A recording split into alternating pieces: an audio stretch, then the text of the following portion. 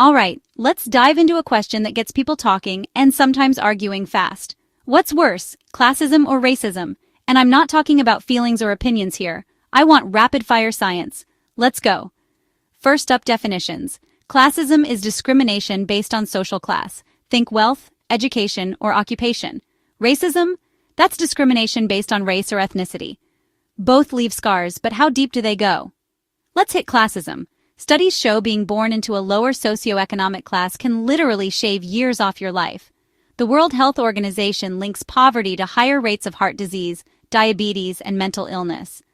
Kids in lower-income families are less likely to finish high school, more likely to face depression, and have limited access to quality healthcare. Social mobility? Not as easy as they say. In the US, if you're born poor, you're likely to stay poor.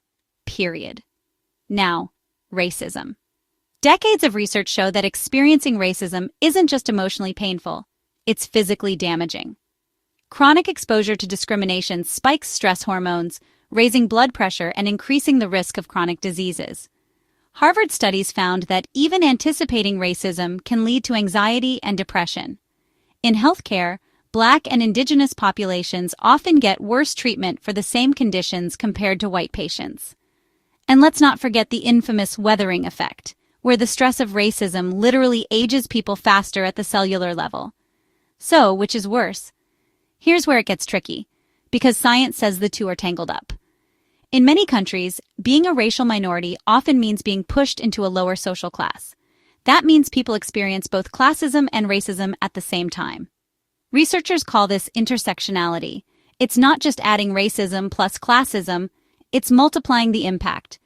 For example, a 2022 study in The Lancet found that Black Americans with low incomes face higher health risks than either low-income white Americans or middle-class Black Americans.